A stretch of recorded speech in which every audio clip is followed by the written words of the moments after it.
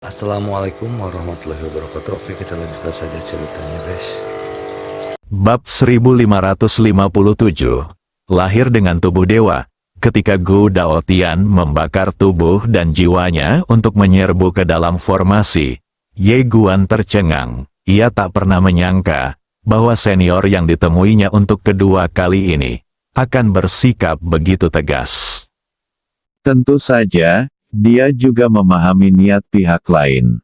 Dalam pertempuran ini, mereka tidak boleh membiarkan apa yang disebut dewa di atas turun, jika tidak mereka tidak akan memiliki peluang untuk menang. Jangankan kerajaan dewa kuno saat ini, bahkan kerajaan dewa kuno di masa kejayaannya pun pasti tidak akan mampu menahan seluruh batas antara dunia maya dan dunia nyata. Bukan saja para dewa di atas tidak boleh turun, tetapi segel ini juga harus ada untuk menekan para dewa yang disegel di sini. Tentu saja, baik dia maupun Gu Daotian paham bahwa ini sulit, karena dengan keterlibatan pemilik Penada Dao, segel ini mungkin tidak berguna. Namun bagi Gu Daotian, dia tidak punya pilihan lain.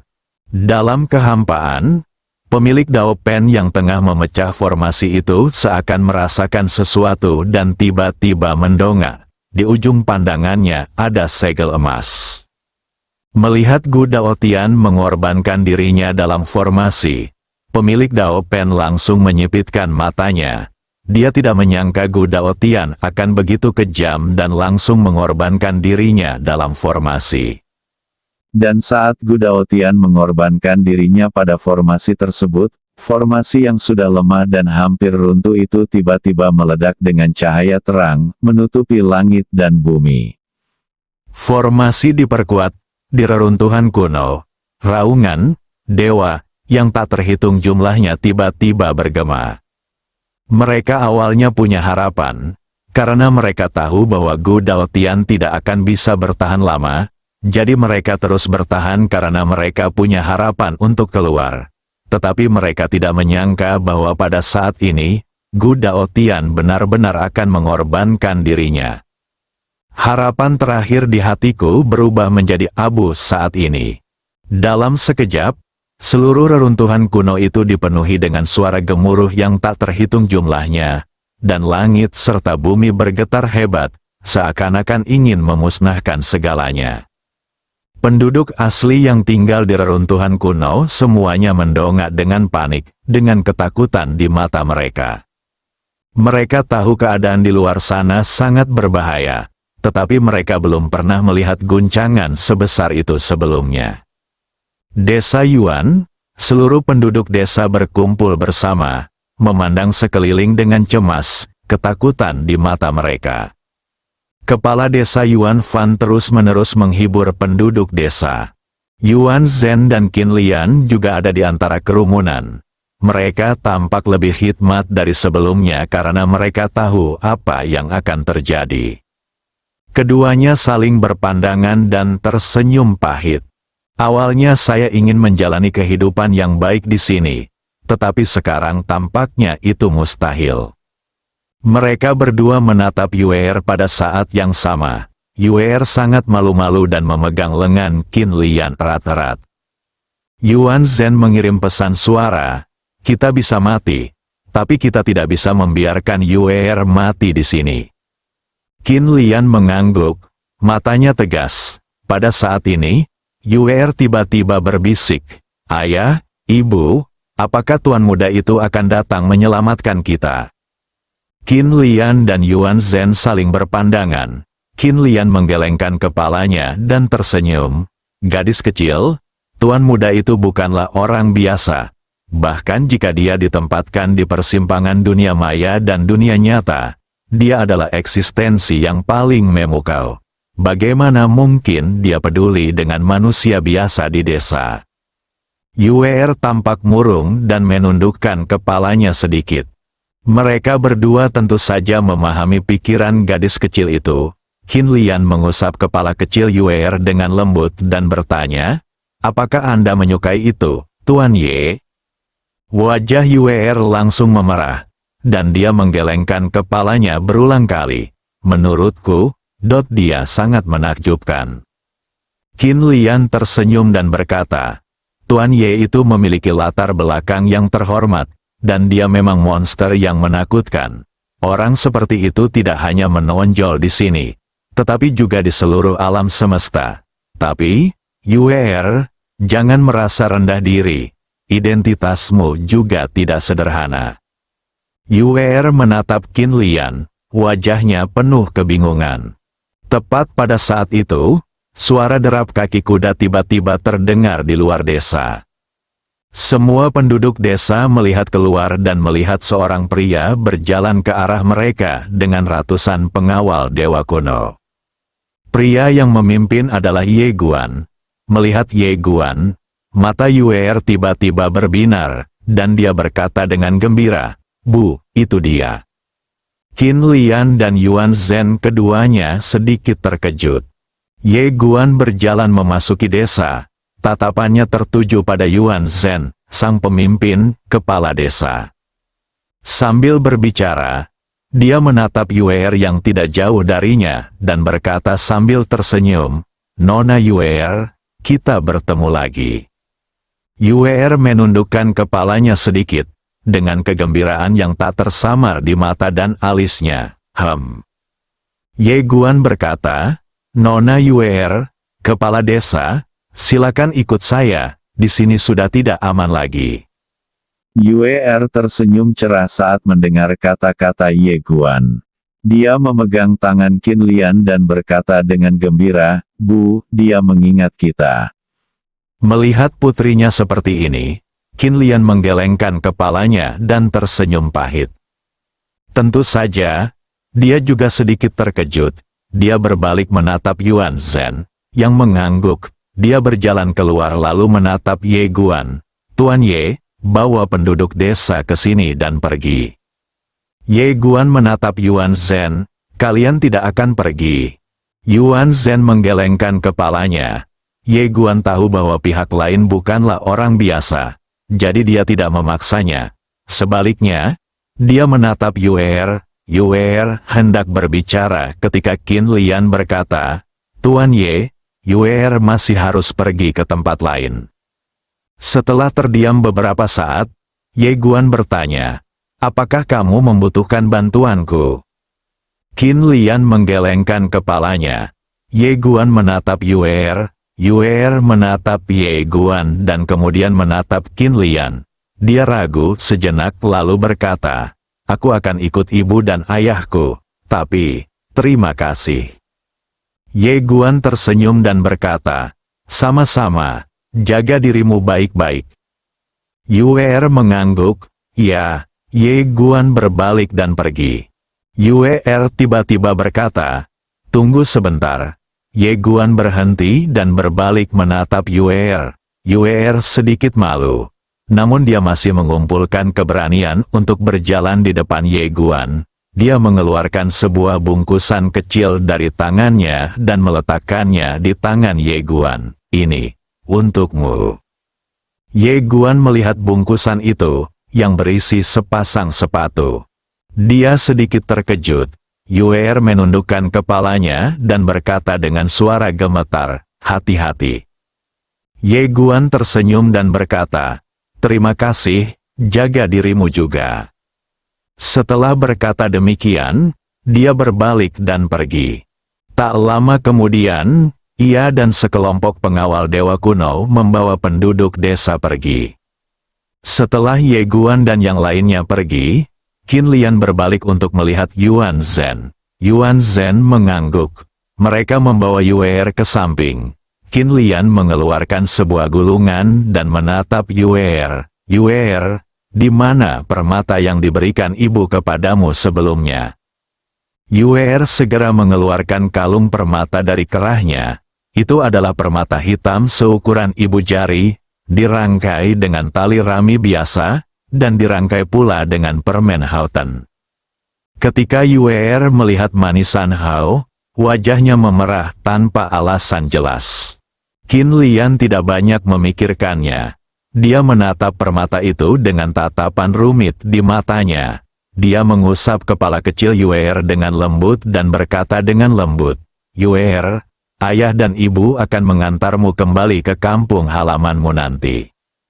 Kembali ke rumah, Yuer benar-benar bingung setelah mendengar ini. Qin Lian mengangguk. "Yah, rumah asli kita," Yuer berkata dengan gugup, "Ibu." Qin Lian tersenyum tipis. "Jangan takut, ibu bersamamu." Saat dia berbicara, dia tiba-tiba menghancurkan permata itu, dan cahaya redup melesat ke langit dan langsung menuju ke kedalaman batas antara dunia maya dan dunia nyata. Pemandangan ini mengejutkan semua orang di ruangan itu. Setelah beberapa saat, suara yang sangat dingin tiba-tiba terdengar dari kedalaman langit. "Pengkhianat, kau berani menghubungi wilayah darahku. Kau juga menghubungi tanah suci. Apa yang ingin kau lakukan?" Di sisi lain, kesadaran ilahi yang kuat menimpa Yuan Zhen melintasi waktu dan ruang yang tak terhitung jumlahnya. Yang kuat dari tanah suci, Qin Lian menatap ke kedalaman langit. "Yuan Zhen dan aku pantas mati. Tapi Yuer tidak bersalah. Aku meminta para leluhur tanah suci dan domain darah untuk bergabung menyelamatkannya dan membawanya kembali ke perbatasan dunia maya dan dunia nyata."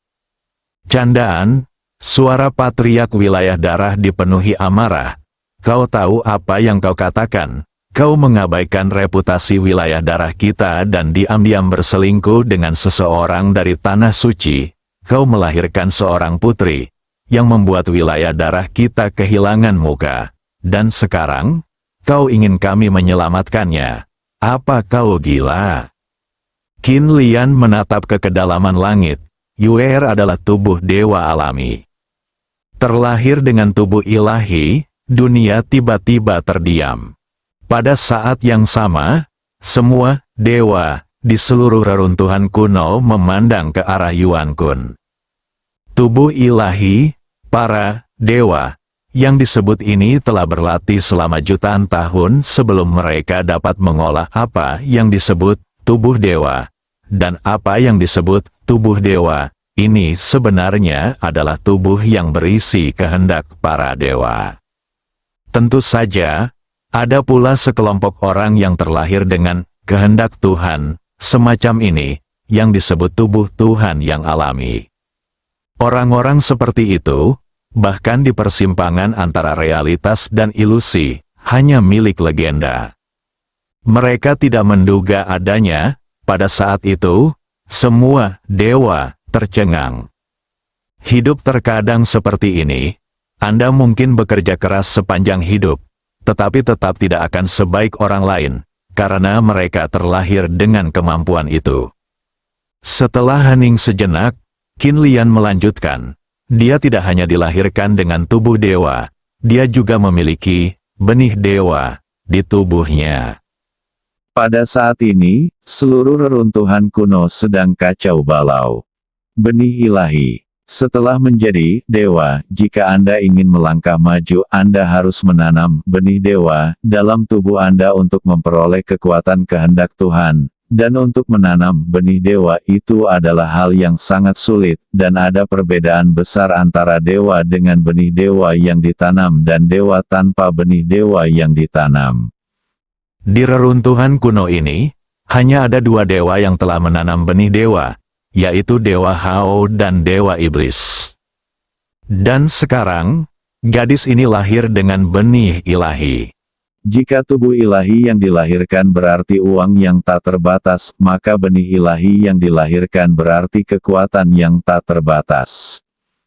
Uang dan kekuasaan digabungkan. Pada saat ini, patriark wilayah darah tiba-tiba kehilangan ketenangannya dan berkata dengan suara gemetar, "Bagus, bagus, bagus, gadis baik, kamu melahirkan seorang putri yang baik." Pada awalnya, mereka semua tidak setuju denganmu bersama pria dari tanah suci. Hanya aku yang tidak pernah mengatakan sepatah kata pun. Tidak mengatakan sepatah kata pun berarti setuju. Hanya aku yang setuju. Qin Lian, bab 1558, berlutut, terlahir dengan tubuh ilahi. Terlahir sebagai makhluk ilahi, semua dalam satu. Bukan hanya domain darah yang menjadi gila, tetapi leluhur domain suci juga menjadi gila pada saat ini. Patriark wilayah suci berkata dengan marah, "Hantu tua berdarah, dia berasal dari wilayah suciku, apa hubungannya dia dengan wilayah darahmu?" Gulungan, leluhur wilayah darah meraung, "Dia lahir dari seorang wanita dari wilayah darahku, jadi dia termasuk dalam wilayah darahku." Leluhur domain suci tertawa marah, "Tanpa orang-orang dari domain suciku, bagaimana domain darahmu bisa melahirkan mereka?" Melihat mereka berdua di ambang pertarungan, Qin Lian tiba-tiba berkata, "Dua leluhur, tugas yang paling mendesak adalah membawa Yuer kembali ke perbatasan Shu dan Zhen." Setelah mendengar kata-kata Qin Lian, kedua leluhur itu langsung menjadi tenang. Sekarang bukan saatnya untuk berdebat, bagaimana keadaan reruntuhan kuno tersebut saat ini. Tempat ini disegel. Meskipun orang-orang dari atas bisa turun, orang-orang kuat di alam dewa tidak bisa turun. Para dewa, ini dan kerajaan Tuhan kuno di sini telah menjadi keberadaan yang paling berbahaya. Terlahir dengan tubuh ilahi. Terlahir sebagai makhluk ilahi. Siapa yang tidak menginginkannya? Qin Lian dan Yuan Zhen tampak serius. Mereka secara alami tahu tentang masalah ini. Tetapi tidak ada yang dapat mereka lakukan karena mereka telah menyadari bahwa perang besar akan terjadi di sini. Sekarang orang dari kerajaan dewa kuno telah mengorbankan dirinya sendiri. Dan tanpa penindasan dari objek super ilahi itu, kekuatan para dewa di sini dan orang-orang kuat dari kerajaan dewa kuno sudah cukup untuk menghancurkan semua yang ada di sini menjadi debu. Oleh karena itu, mereka harus mencari bantuan dari tanah suci dan tanah berdarah di persimpangan antara dunia maya dan dunia nyata. Pada saat ini, suara patriark domain suci tiba-tiba terdengar melalui ruang dan waktu yang tak terhitung jumlahnya ke reruntuhan kuno. "Rekan-rekan Taois, tolong bantu domain suciku dan jangan mempermalukan gadis kecil ini. Domain suciku akan berterima kasih." Patriark wilayah darah juga berkata pada saat ini, "Saya, wilayah darah, juga berterima kasih." Reruntuhan kuno itu sunyi senyap. Tak lama kemudian, para pendekar teratas dari domain suci dan domain darah datang ke reruntuhan kuno dengan cara yang perkasa. Tentu saja, tidak ada satupun dewa, tetapi setidaknya mereka telah mencapai tingkat ke-9 dari alam sejati. Lebih dari 200 orang, semua master kebenaran sentuhan tingkat 9 yang kuat dari kedua belah pihak telah tiba. Namun, barisan ini masih belum cukup baik di sini, karena meskipun mereka dapat turun, wilayah mereka ditekan oleh segel Gudao Tian, dan mereka semua menjadi tingkat kelima menyentuh kebenaran. Itu menekan beberapa wilayah. Tetapi orang-orang kuat di level ini tidak cukup di sini. Qin Lian dan Yuan Zhen juga sangat gugup saat ini. Di samping mereka, wajah Yuer penuh dengan kebingungan. Dia tidak tahu apa yang sedang terjadi.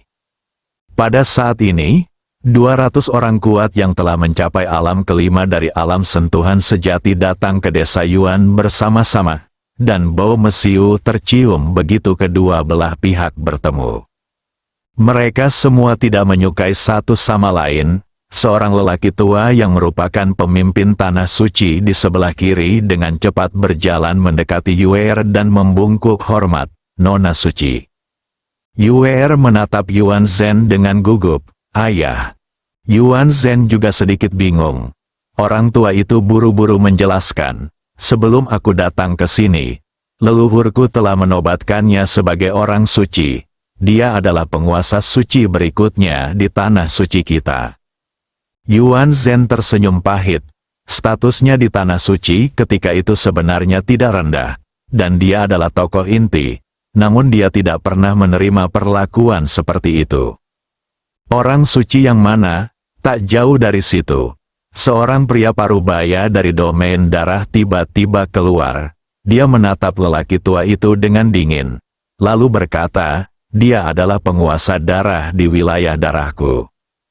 Langsung ke penguasa darah, Yuan Zhen dan yang lainnya semuanya tercengang. Pria paruh baya itu berjalan mendekati Yue dan membungkuk dalam, salam, penguasa darah. Orang tua itu berkata dengan marah, dia dari tanah suciku. Pria paruh baya itu menatapnya dan berkata dengan tajam, dia berasal dari wilayah darahku. Melihat kedua belah pihak hendak bertarung, Qin Lian tiba-tiba berkata, kalian berdua, mari kita bawa Yue kembali ke perbatasan Su dan Zhen terlebih dahulu. Setelah mendengar ini, mereka berdua menjadi tenang. Kedua belah pihak berhenti berdebat dan melindungi ketiga orang tersebut hingga persimpangan Su dan Zhen. Namun pada saat ini, suatu indera keilahian langsung tertuju pada mereka. Kesadaran Tuhan, tapi aku tidak tahu Tuhan apa itu. Wajah semua orang berubah drastis. Pada saat ini, cahaya pedang tiba-tiba menerobos udara dan memotong kesadaran ilahi. Semua orang berbalik dan melihat bahwa orang yang bergerak adalah Ye Guan. Melihat Ye Guan muncul lagi, Yue tiba-tiba merasa gembira. Ye Guan menatapnya dan tersenyum. Aku akan mengantarmu. Yue mengangguk cepat. Oke, leluhur tanah suci memandang Yuan Zhen, dan Yuan Zhen mengangguk. Kerumunan terus bergerak maju. Sepanjang jalan, orang-orang kuat di kedua belah pihak bersikap waspada seolah-olah mereka menghadapi musuh yang tangguh. Namun tak lama kemudian, semakin banyak kesadaran spiritual yang menghampiri mereka. Melihat kejadian ini, wajah para pendekar dari alam suci dan alam darah semuanya menjadi gelap karena kesadaran spiritual mereka terlalu kuat dan mereka sama sekali tidak sanggup menahannya. Mundur. Pada saat ini, sebuah suara tiba-tiba datang dari kedalaman langit. Semua dewa mendongak dan melihat bahwa orang yang berbicara tidak lain adalah Dewa Hao. Berdiri di samping Dewa Hao adalah pemilik Dao Pen. Hao Shen berkata, dia juga orang dari dunia maya dan dunia nyataku. Menjadi lebih kuat tidak akan membahayakan dunia maya dan dunia nyataku. Apakah kau tidak memiliki kemampuan seperti pendekar pedang muda? Setelah mendengar perkataan Hao Shen, semacam kesadaran ilahi Tuhan pun surut. Para pria kuat dari domain suci dan domain darah menghela napas lega. Ye Guan mengangkat kepalanya dan melirik ke kedalaman langit. Dia bertukar pandang dengan Dewa Hao, lalu menarik kembali pandangannya dan terus melindungi Yue saat dia menuju perbatasan antara dunia maya dan dunia nyata. Jauh di langit, pemilik Dao Pen melirik bulan dan tidak berkata apa-apa. Hao Shen bertanya, keberadaan macam apa dia? Pemilik Penada Dao berkata, dia memang diberkati oleh alam, kan? Namun, baginya, itu mungkin bukan berkat yang sempurna. Hao Shen menoleh dan menatap pemilik Dao Pen.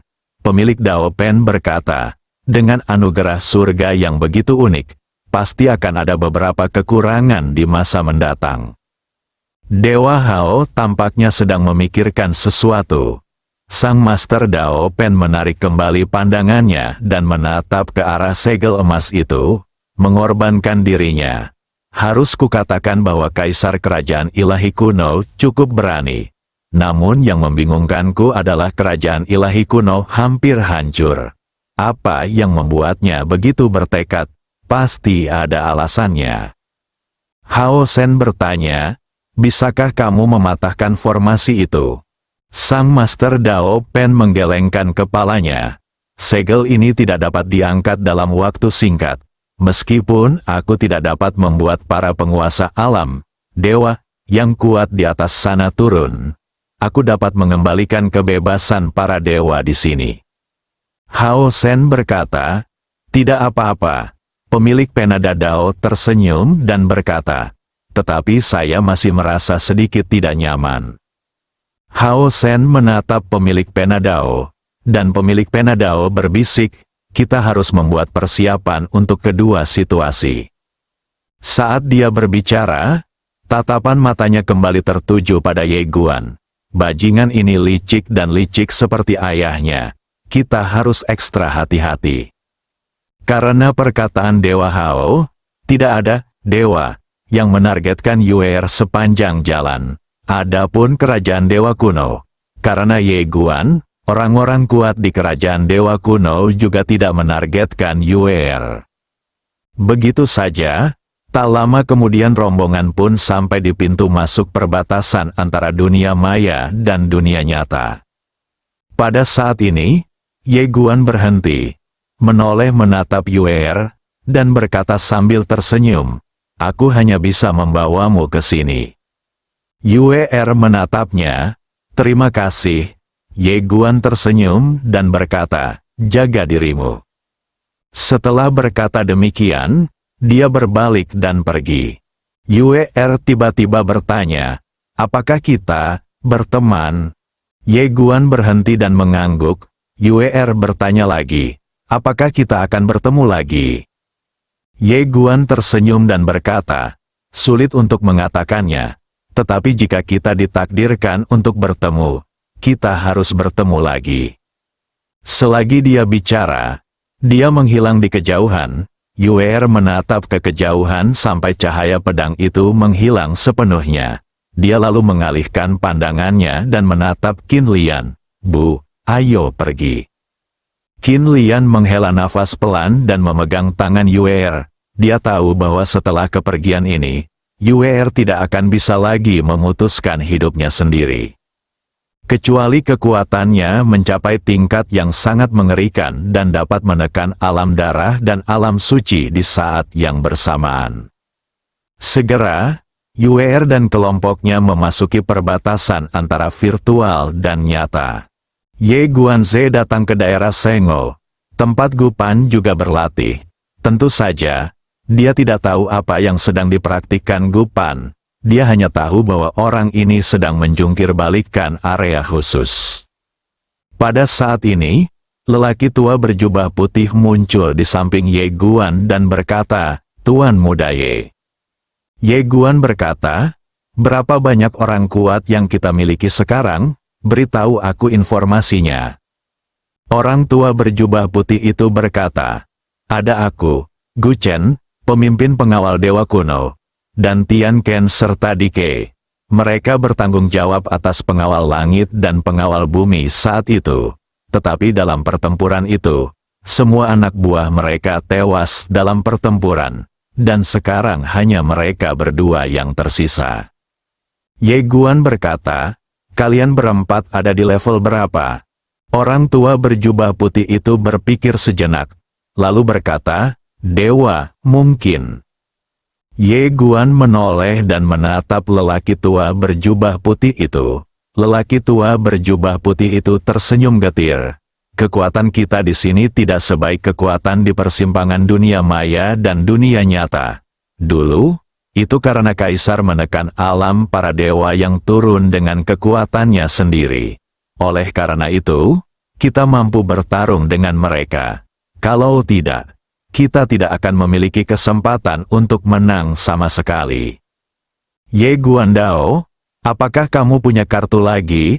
Orang tua berjubah putih itu berkata, "Para dewa dan orang suci kuno." Ye Guan berkata, "Mereka yang berada di daerah Sengo." Orang tua berjubah putih itu mengangguk. "Mereka masih bisa bertarung, tapi paling-paling mereka hanya bisa menahan beberapa dewa." Ye Guan berkata, "Ada berapa banyak dewa di sini?" Orang tua berjubah putih berkata, "Masih ada 23. Wajah Ye Guan menjadi gelap. Mengapa selalu menentangnya? Tampaknya hanya dengan kembali ke Guangxuan kita dapat memainkan permainan dengan angin yang menguntungkan." Orang tua berjubah putih itu menatap Ye Guan dan berkata, "Kita membutuhkan bantuan artefak super itu." Ye Guan merentangkan kedua telapak tangannya, dan segel dewa pun muncul di tangannya. Sampai saat ini dia belum pernah berusaha menaklukkan segel dewa, karena dia tahu dia tidak akan mampu menaklukkannya sama sekali. Orang tua berjubah putih itu berkata, "Kamu harus menaklukkannya dan membuatnya bekerja untukmu. Kalau tidak, kita tidak akan punya kesempatan menang." Ye Guan menatap segel dewa di depannya. "Bagaimana aku bisa menaklukkannya?" Orang tua berjubah putih itu berpikir sejenak, lalu berkata, "Bagaimana kalau kamu mencoba memohonnya?"